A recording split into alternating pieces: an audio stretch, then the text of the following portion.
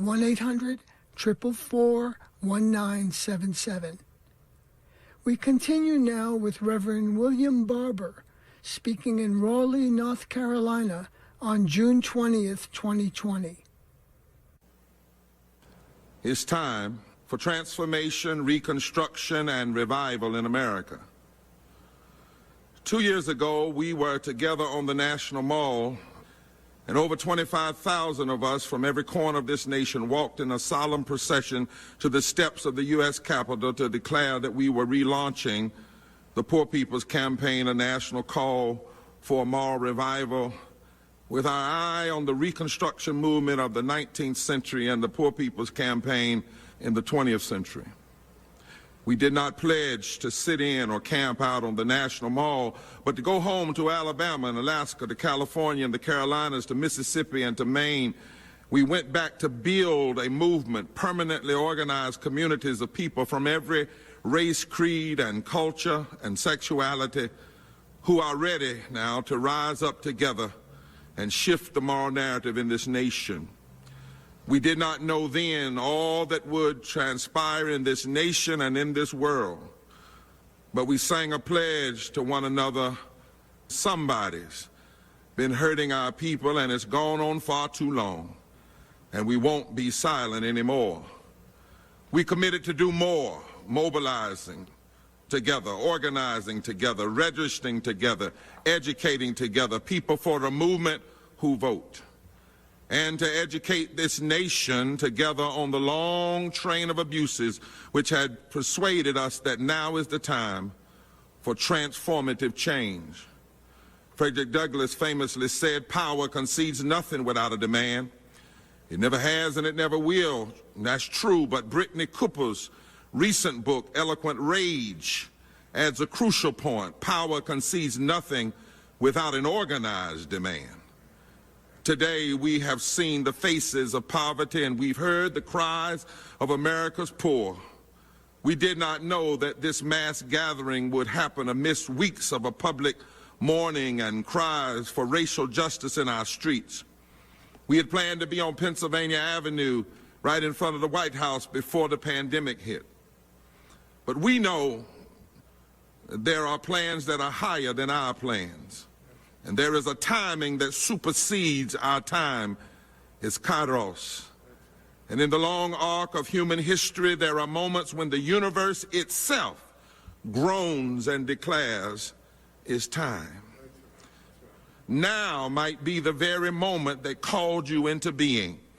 Fearsome and illegitimate power and a malignant river of money are attempting to face down what remains of American democracy. What we have is people power, and that is the force that will prevail. And each of you are an irreplaceable part of gathering and exercising our rights. You have waited long for this moment. The ancestors have waited long for this moment, and in this fateful hour, your time has finally come. When we look back to the text of this nation's founding documents, we find these words. We hold these truths to be self-evident. The Declaration of Independence begins trumpeting equality and its promises of life and liberty and the pursuit of happiness for all people. And even though these words were written by a slaveholder and did not match the social contradictions he and others accepted, the spirit of the universe wrote in a repeal clause. Because it goes on to say, to secure these rights, governments are instituted among men deriving their power from the consent of the governed, and that whenever any form of government becomes destructive to these ends, it is the right of the people to alter or abolish it and to institute a new government. It's right there in the text. When a long train of abuses demonstrates that a government has become destructive, it is our right and our duty to throw off such government. When we think about all we have heard today in a nation that makes such lofty promises but has accepted such abysmal realities, we must say, after such a long train of abuses, it's time. It's time for radical transformation and reconstruction. It's time to remake the systems of our common life and to make sure they serve everyone. America, at this mass poor people's assembly, you have heard dozens of witnesses testify to a long train of abuses. What begun as genocidal violence against native and indigenous people and chattel slavery imposed upon black bodies has continued for 400 years in policies and practices that have served the rich and the powerful, while they have kept nearly half of us from having what we need to survive in the richest nation in the history of the world. 140 million Americans are poor and low income, 43% of the nation, and will be 50% before this pandemic is over. 700 people die every day from poverty and low wealth, 250,000 a year and rising. We know it does not have to be this way. It can be altered. A new and better government can be instituted. We know what policies and public commitments are needed to address poverty, systemic racism, ecological devastation, denial of health care, and the war economy. And we know we have the resources to do it now. Now, this isn't about conservative versus liberal. That's too puny. It's really about life versus death. Yes, on camera, we have witnessed terrible, murderous instances of police violence. But today, through all of these voices, you have seen how socio-political violence has also gripped millions through the interlocking injustices of American inequality. We never see this reality on camera, but it has snuffed the life out of untold thousands whom we hold in our hearts and in our minds and in our spirits. Over a half a century ago, and we don't often talk about this side of Dr. King. Dr. King said, in our society, it is murder to deprive a person of a job or income. Now millions of people are being strangled that way. Millions of people have been crying, I can't breathe. Far too long, this nation has refused to hear them. And now the COVID crisis has exposed for all to see the fissures and the wounds caused by systemic racism and poverty in this society. So we are here today to say together, it's time to choose life, America. It's time for us to do it together. It's time for a moral revolution of values. We can't pretend that the crisis we face is about a single individual in office or one political party alone. Sure, we're clear about what's being exacerbated, but even the current occupant of the White House benefited from a culture that had been cultivated ever since the death of Dr. King and even before. We know it's not just what the president is doing, but what a regressive Senate, what a regressive Congress does. Far too long, our public leadership has been too comfortable with other folks' death. Truth of the matter is, Republicans racialize poverty, and too many Democrats run from poverty. It's time to say every piece of public policy has a death measurement on the down low. We don't talk about that often, but every piece of public policy, regressive piece of public policy, has a death measurement on the down low. And it's been kept on the down low, but it's time to expose it now. Denying living wages and basic income has a death measurement. Denying health care has a death measurement. And it's past time to reject the culture of death. Even racist voter suppression has a death measurement. Because when racist voter suppression is used to help people get elected, who once they get elected, they block health care, they block living wages, and they protect greedy corporations, then voter suppression is used in a way that produces a death measurement. And like the prophet Ezekiel said in Scripture, it's not only the politicians who've been acting as ravenous wolves, that's the biblical language, it's also the lying religionists who cover up for them. And it's time to reject and alter the policies of greed, violence, and racism that hurt, harm, and destroy lives. We need an analysis. embrace an agenda rooted in the deepest values of our faith traditions, our highest and best political and intellectual visions, the values closest to the heart within each of us: love, justice, mercy, and truth. It's time to demand that we, the people, live up to our stated commitment to establish justice, promote the general welfare, ensure domestic tranquility, provide for the common defense, and guarantee every American equal protection under the law. It's time. In fact, it's past time. But also it's time for a major transformation and reconstruction. Since we've launched this campaign, people have asked, what one demand is your top priority? Well, we say, when you decided to do COVID response, you gave $2.5 trillion, nearly $3 trillion to the banks and the corporations. If they can have 3 trillion things, don't ask us what is our one thing. We are not asking for one thing. We are demanding that this nation reconstruct everything. We are demanding that for the sake of the people who would choose policies of life, liberation, and love. In this campaign, we know things don't have to be kept the way they are. We know that. We know that if we instituted fair elections and restricted the influence of big money in our politics, we could transition to automatic online voter registration and give life to our democracy by ensuring eligible voters can vote. We don't have to choose death. We can choose life. We need to understand that many of the things we are seeing don't have to be. They are bad choices. People in line now trying to get food, bad choices. People without health care comes from bad choices. People without sick leave and basic and decent unemployment because of bad choices. Money going to the corporations in the middle of the pandemic rather than going to the communities. Bad choices. And if we change, the nation can change.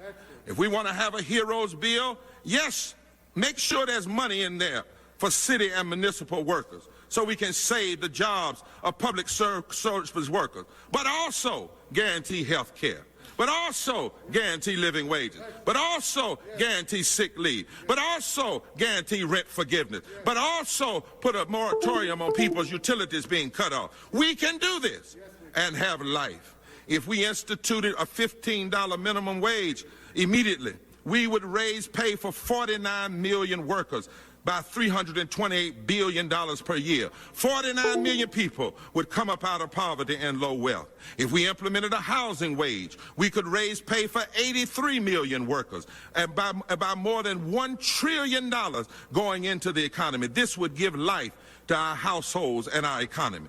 If we end mass incarceration, we could significantly reduce the $179 billion that currently goes to policing and courts and prisons. And this would give life to our communities and raise resources to secure housing for all. If we stop pouring money and resources into a border wall, we could move that $24 billion into children's K-12 education and give life to their dreams. If we canceled one military contract, we would have $25 billion to expand Medicaid in the 14 states that haven't already done so under the Affordable Care Act. This would mean life for millions of people in those states who are still uninsured in the midst of a pandemic. If we canceled another military contract, we would have more than enough resources to put towards expanding our water infrastructure and creating 945,000 jobs. Instead of putting those resources in war, we would support life because water is life. If we cut $350 billion from the military budget and close some of the 800 bases, we would still have more money than China and North Korea and Iran and Iraq combined. But we could make the world a more safer place and put those resources toward health care and lifting our people. If we had put $6.4 trillion that we've poured into endless wars since 9/11. If we had put that money into green energy, we would have built a renewable energy grid by now with nearly $2 trillion to spare. If we restore the corporate tax rate to what it was before the Trump tax cuts, we would raise $130 billion per year. This would be more than enough resources to fund the $100 billion we need to provide early child care and education for every child in this country. They could live. If we instituted a tiny tax on Wall Street trades, we would raise more than the $70 billion we need to invest in free public college for all. If we implemented a wealth tax on the richest households in the country, we would raise $270 billion a year to put toward fixing our public infrastructure. If we taxed inherited wealth fairly, we could raise $78 billion a year, and we could use that to close the racial wealth gap by putting baby bonds programs that would establish a savings account with resources for every American child. If we repented of the injustices against indigenous people and implemented fair policies for undocumented Americans and homeless Americans, we could change our present and our future and have a true healing from our past. Now, I know somebody's out there to say, well, did you get that from the Democrats? Did you get that from the progressive? No, got it from the Bible. Jesus said that every nation is going to be judged by how it treats the poor, how it treats the least of these, how it treats the sick and the hungry and in prison. Isaiah 10 said, woe unto those who legislate evil and rob the poor of their rights and make women and children their prey. It's time.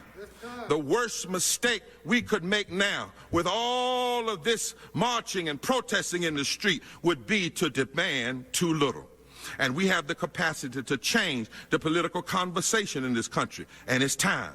23 million poor and low-income people who were eligible to vote in 2016 didn't vote.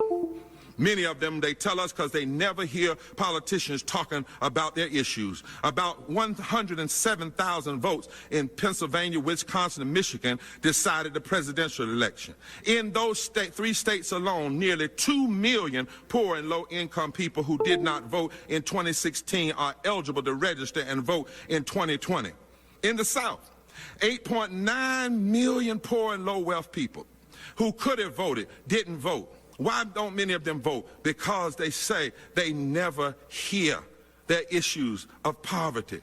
If we want to change the electorate, if we want to change the political calculus, we have to start talking to poor and low-wealth people and stop lying on poor and low-wealth people, white and black. Most poor and low-wealth people did not vote for the current administration. Many of them did not vote because nobody comes and visits them and talks to them and listens to them and hears their stories and says in their policies how they're going to address the issue of poverty. We have the power to change the office holders. And then we have the power to get pressure on them, nonviolent, civil disobedient pressure if necessary, to push our agenda. We have power for in the streets, in the suites, in the voting booths, in the pulpits. We have power, nonviolent power, and it's time to use it. It's not only time, it's past time. It's our time. And when we come together and vote together and work together, we can change and remake the systems of government to serve all people. And then finally, it's time to move together and to refuse to be divided. Our mantra is somebody's been hurting our people, and it's gone on far too long. We won't be silent anymore. It is a cry against the nation's long train of abuses, rooted deeply in systemic racism and systemic poverty. When we say forward together, not one step back, it is a call to the kind of unity needed to answer the time we live in. It's the only thing that has ever revived the hope of a democracy. In every moment of potential reconstruction, there has been a moral fusion gathering. When poor white farmers and formerly enslaved voters realized it was time to form a fusion party across the South, and to face down domestic terrorist organizations and white supremacy campaigns, they were able to move together. When multicultural coalitions decided it was time to come together in a labor movement after World War I, the corporate powers attacked them as socialists and used racist fear and political ideology because they were scared of people coming together. But in the 1920s, A. Philip Randolph and his friends and his allies organized a strike against the powerful Pullman Company, and the Brotherhood of Sleeping Porters, Car Porters became the backbone of the civil rights in America for generations. In Flint, Michigan, in 1937, the United Auto Workers took over factories and became a force to reckon with, and a mighty labor movement was born. If you like the 8-hour day and the weekend, you owe it to labor organizers who came together across racial lines. And when poor white folk decided it was time to join black folks and native nations, Chicano workers, the Poor People's Campaign 50 years ago was founded.